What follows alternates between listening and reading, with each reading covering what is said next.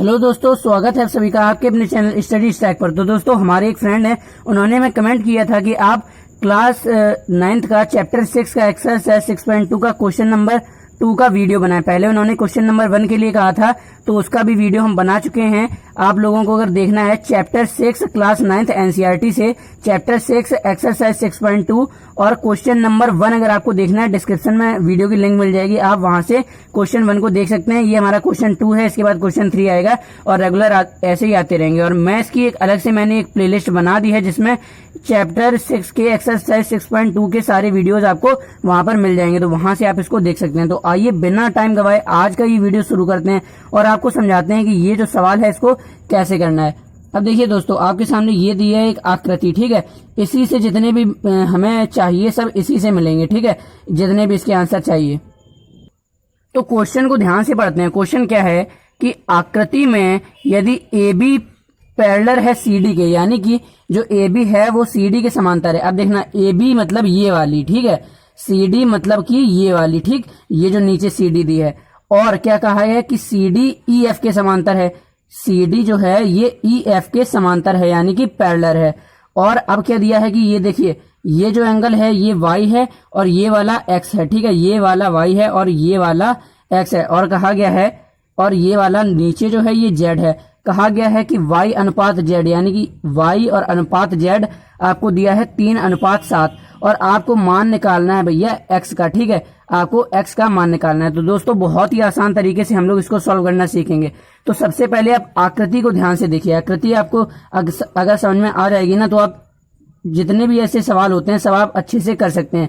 रेखा गणित यानी कि ज्योमेट्री में केवल एक ही चीज है कि ये जो फिगर दिया होता है ना, इसको अच्छे से आप समझ लो, ठीक है। अब देखो क्वेश्चन क्या कहना चाहता है, मैं आपको एक बार इसमें बताता हूँ। ये देखो, ए बी सी डी और ई एफ, तीन आपके सामने ये रेखाएं दी हैं। अब इसमें कहा गया है कि ये जो ऊपर वाली है ए बी, अब जरा यहाँ गौर फरमाइए, ये जो ए बी है ये सी डी के समांतर है, ये सी डी के समांतर है। और ये जो सी डी है ये ई एफ के समांतर है, यानी कि ए बी सी डी के समांतर है और सी डी ई एफ के समांतर है। तो यानी कि हमने एक प्रमेय पढ़ रखी है, आपने एक प्रमेय पढ़ी है कि अगर कोई भी भुजा जो है, जैसे कि ए बी पैरेलल है सी डी के और सी डी पैरेलल है ई एफ के, तो ये जो ए बी है ना, ये अपने आप ई एफ के पैरेलल हो जाती है। ये एक हमारी थ्योरम होती है, प्रमेय होती है। तो यही तो इसमें दिया है। अब सबसे पहले हम इस सवालों को सॉल्व करने के लिए यहाँ पर हम लिखते हैं कि दिया है। अब क्या दिया है, यहाँ से दोस्तों हमारा सॉल्यूशन चालू हो चुका है, यहाँ से हमारा सॉल्यूशन चालू हो चुका है। दिया है, क्या दिया है, A B parallel C D और C D parallel E F, ठीक है। तो आप क्या कर सकते हैं कि ये जो ए बी है ना, ये डायरेक्ट ई एफ के पैरेलल हो जाएगी। क्या है, ए बी जो है ये ई एफ के पैरेलल हो जाएगी। अब आप यहां पर लिख देंगे प्रमेय से, क्योंकि प्रमेय से मैं आपको बता चुका हूं प्रमेय क्या होती है कि यदि ए बी सी डी के समांतर है और सी डी ई एफ के है, तो ए बी जो होगी ना वो डायरेक्ट ई एफ के हो जाएगी। यानी कि एक ये भुजा है, तो ये जो दो भुजाएं हैं ये आपस में समांतर हैं, ये दो भुजाएं हैं ये आपस में समांतर हैं, तो ये जो पहली वाली और तीसरी वाली होगी ये भी आपस में समांतर होंगी। यानी कि ए बी जो है सी डी के समांतर है, सी डी ई एफ के समांतर है, तो ए बी जो होगी वो ई एफ के समांतर होगी। ये आपको याद रखना है, ये हमारी प्रमेय होती है। तो दोस्तों, आई होप आपको ये समझ में आ गया होगा कि ए बी जो है ई एफ के समांतर कैसे है। बस आपको अगर इतना समझ में आ गया ना, अब आपसे सारे क्वेश्चन इसमें बनने लगेंगे, ठीक है दोस्तों। अब इसके बाद हम क्या यहाँ पर लिख लेंगे, थोड़ा पेज में बढ़ा देता हूँ। अब यहाँ पर हम लिख सकते हैं, अगर ए बी जो है ये ई एफ के पैरेलल है, तो अगर पैरेलल है तो पैरेलल के जितने भी गुण होते हैं, यानी समांतर भुजाओं को जब एक ये तिर्यक रेखा दी है ये काटती है, तो उसमें जितने भी हमारे गुण होते हैं, प्रॉपर्टी होती हैं, वो सारी अब इसमें लागू हो जाएंगी, ठीक है दोस्तों। अब इसके बाद हम क्या करेंगे कि ये आपके पास जेड दिया है, ये वाई दिया है और ये एक्स दिया है।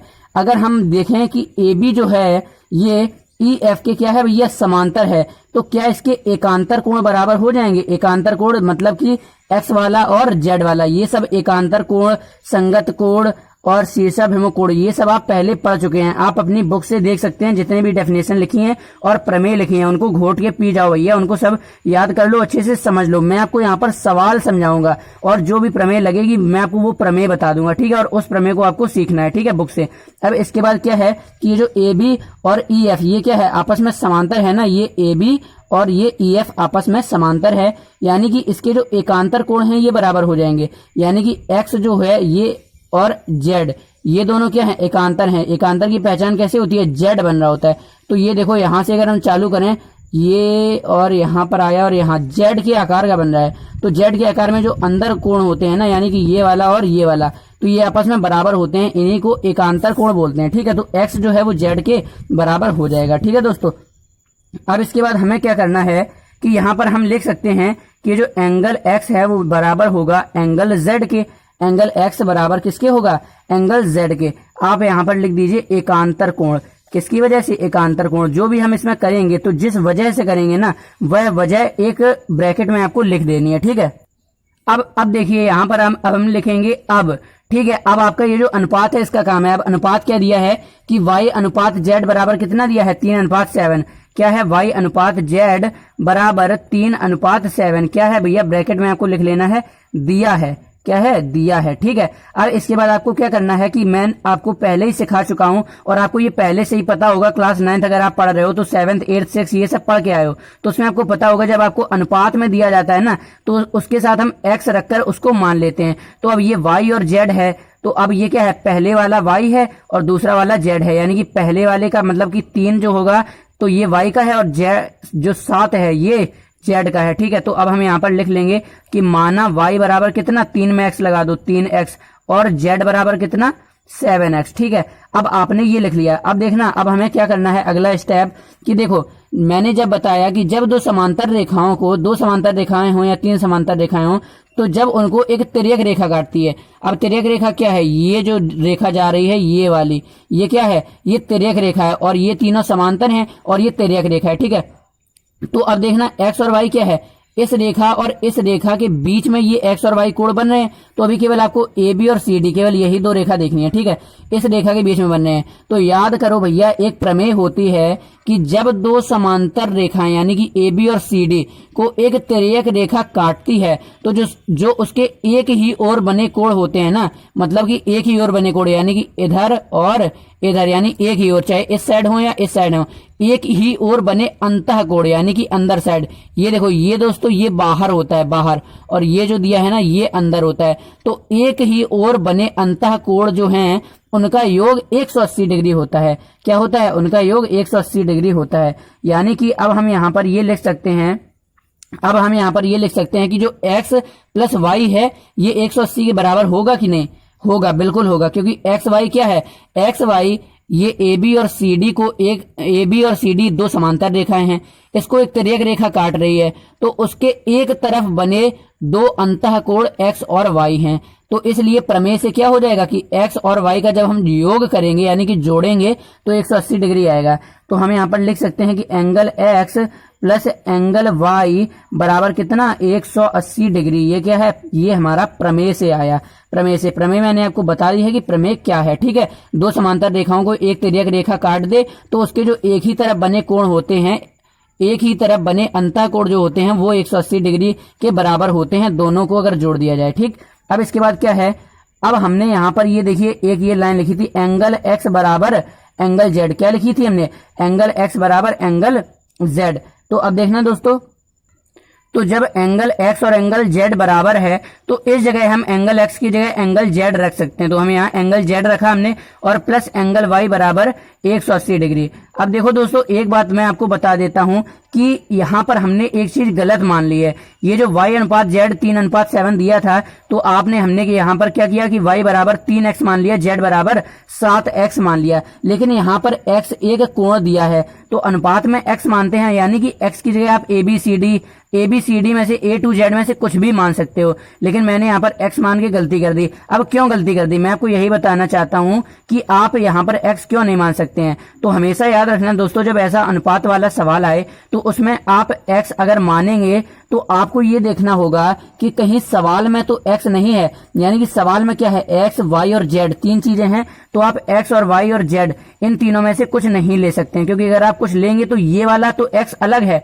ये अनुपात वाला, और ये एंगल वाले x की बात अलग हो जाती है। तो हम इस x की वैल्यू निकालेंगे तो आपसे धोखा हो जाएगा कि वो इस x की वैल्यू है, ठीक है। तो जो भी इसमें कोण दिए रहते हैं उसमें आपको अनुपात में नहीं मानना है। तो मैंने पहले आपको माना था, अब मैं आपको बता रहा हूं, ठीक है। तो यहां पर आप x की जगह आप a मान लेना, ठीक है, और यहां भी x की जगह a मान लेना। तो अब आपसे कभी गलती नहीं होगी, यानी कि जो भी चीज दी है इसमें त्रिभुज, इसमें जो आकृति है इसमें दिए हैं कोण, तो उन कोणों में से आपको यहाँ पर एक्स वाई जेड नहीं मानना है, ए बी सी डी आप कुछ भी मान सकते हैं। तो हमने यहाँ ए मान लिया।